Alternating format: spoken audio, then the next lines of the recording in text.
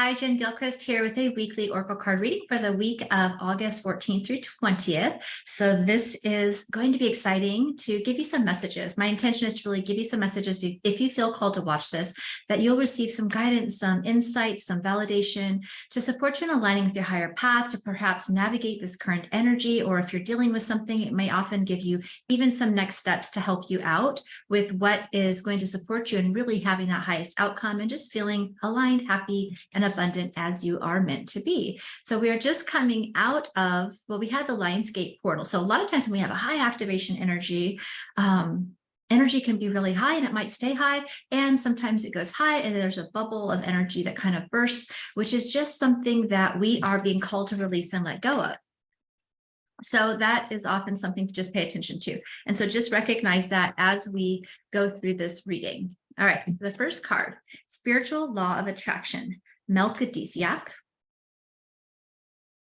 And I'm seeing a couple of things, actually. I'm seeing this storm, all right? We're talking about sometimes you might be, for some of you, it might be intense. It might be like that tower moment if you watch the tarot, or that dark night of the soul, or that crumbling down or falling away of your ego, of your mind, of your fears, of your doubts, or sometimes your physical reality, people, places, jobs, things might be falling apart. But this is just a reminder and really an acknowledgement that let it go, let things fall away. You know, notice what's your part and responsibility within it, because that's how you liberate yourself. It's never outside of you. This is like, well, what is my part within this dynamic? What is it that I'm being called to shift within?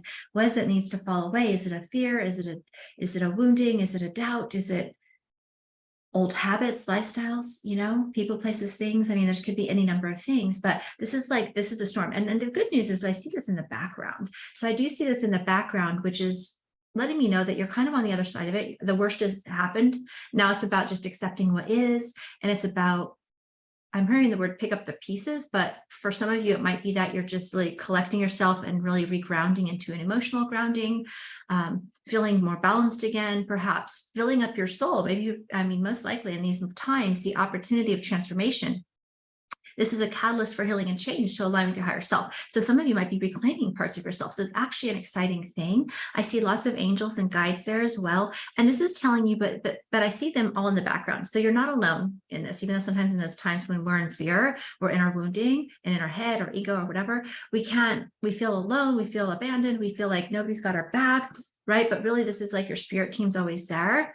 And what I'm seeing is that this is about you stepping into your power. Right. That's why they're back in the background, allowing you to sort of navigate this for yourself. You're not alone, but you're navigating this so that you can step into your power. It's asking you to wield your magic. It's asking you to use your sacred energies. It's asking you in some ways, some of you might even be healers or recognizing sacred geometry as well, like Metatron's cube. It could be very powerful, but most of anything, this is about you wielding your own magic, taking your power back, using your energy, using your resources, using your light to transform and step forward. Take this as an opportunity of stepping into your power. That's really what it is. So it's reminding you to just look at, if it's outside of the story, what am I actually feeling? What is the opportunity of transformation? It's not accepting toxic behavior, but it is understanding that, well, why did we allow it? What is the opportunity for me here? So that you can discard the drama and the suffering and step into the new.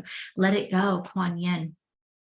Right? So this is about releasing and letting go. So I feel the energy of surrender. This is the energy of surrender and finding peace and compassion in your heart towards yourself, perhaps, and towards others. You know, we have to do forgiveness work a lot of times in these processes, especially if it has to do with relationships, but not only, it can have to do with our behaviors, our addictions, our cycles, our,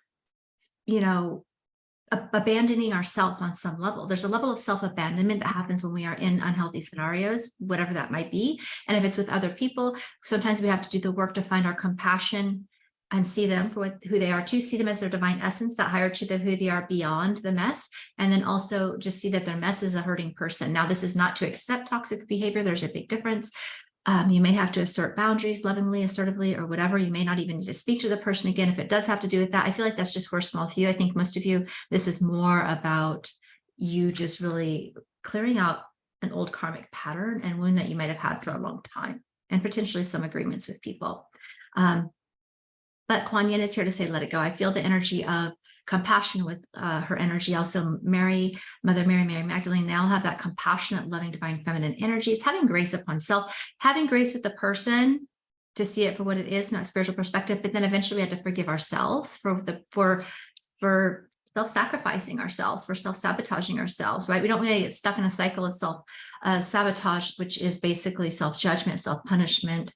Woe is me. Victim mode can be too, but even still, like, where it's like, why did I do this? Or why did I allow that? Or why did I trust this person? Or why did I let it go? Accept what is. When you're at the point of releasing the resistance and accepting what is, you can move forward. So this energy of daughter, it says the answer to your question involves your daughter. And then we have the marriage card. The fairies join you in the wedding bliss. Okay, so I'm seeing a lot of energy between these two cards kind of coming out together. So I feel like inner child healing and wounding, whether you're male or female, whether you have a daughter or not, your daughter could be a part of this. If you do have an estrangement with your daughter, there could be healing there, or healing around that situation, or that cycle, that pattern, that relationship. But for the most part, first and foremost, I'm seeing this as more like inner child healing your inner divine feminine energy, your inner child, but from the space of not feeling lovable, not feeling worthy, not feeling safe to be loved, not feeling like there's this energy of healing the divine feminine aspect within you, whether you're male or female.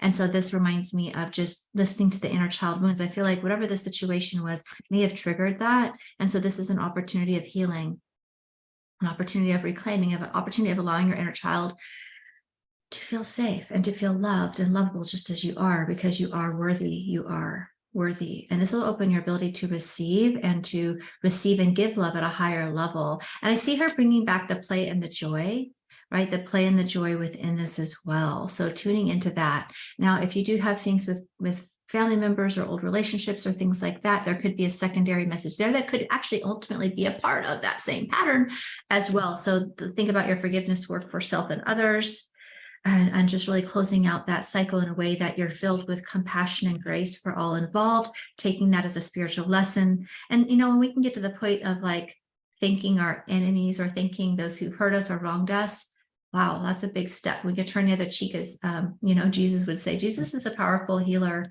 as well. I feel guiding a lot, and there might be a message from him as well. But then the next card is marriage. And so this is really a pattern of really helping you to come in first into that spiritual divine union with self, right? That marrying of your masculine and your feminine energy, that purification. I'm seeing this unicorn, which definitely reminds me again of purifying the inner child, healing and wounds, purifying that fears, those traumas, those insecurities that maybe our parents weren't able to fully give us in the way that we needed or wanted or desired as a child. And so this is a route, like, to me, this is signifying that you've done it. You've allowed yourself, like, this is what's on the other side. So you might still be in this. I think a lot of you are, but on the other side of this, it's kind of like a rite of passage, if you will. It's almost like, I'm not going to say the final one because there's always more healing, but for many of you, I feel like that, because there's a lot of people that I've been guiding on this twin flame soulmate counterpart journey, which can be a part of this, but this is true with just anybody watching. It's just kind of those of you in that journey will also recognize this, that there's a level of coming into union with self first, and it requires cleaning these deeper inner child woundings. It requires a feeling that love from the universe, allowing that love. And that's really the messages I get from God, from Jesus, from Mary, from the spiritual masters that are here guiding and supporting you, that it's about allowing yourself to receive that love from Father and Mother God, if you will, right? From the divine, from the aspect of what maybe you didn't get to receive that you can now, and how that heals your timeline. That's been coming up in some of the healings and the healing work that I've been doing in my community. And so there's this purification process that you've just been going through probably for a while now. And they're just like, my work is done. I feel like the unicorns are really powerful. They're playful and they're powerful. And they also are helpful, like if you do have children involved, that they can be a guide for children as well. But mostly I see this as purification of your inner child. And now this inner union can happen. And there's so many like animals and fairies and spirit team just like dancing all about. They've been guiding this. And like, I see the energy of the pink of the love, divine love. And I just see this, like, now there's this space of opening the heart and being, as you merge with self, you can merge with another at that highest level of being able to give and receive love. Because we can really only give and receive love at the capacity that we can, right? And so it feels like there's a significant shift there. It looks really powerful.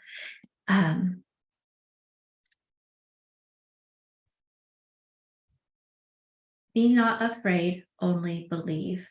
And I see this too. This is the energy of Jesus holding the baby, holding your inner child, holding you in your heart, allowing you to help merge. So part of this energy is about merging your adult self and your parent self and your child self, right? This is about reparenting. And I do see where, if you haven't done this work yet, there's inner child healing. I definitely have workshops, a lot of workshops that are inexpensive for mother wounds, father wounds.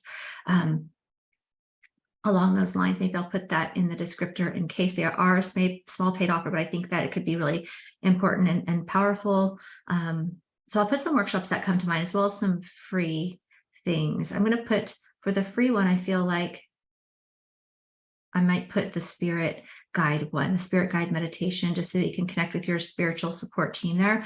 But be not afraid, only believe. So this is about surrender, trust, and faith. This whole thing is like surrender, accept what is, allow it to let go and move forward, and then be not afraid. So don't allow your fears and doubts to stop you from having what it is that you're asking for, and allow yourself to, ultimately, this is a time of cultivating faith. So what is happening in your outside world may, is a reflection perhaps of this tower moment still, right?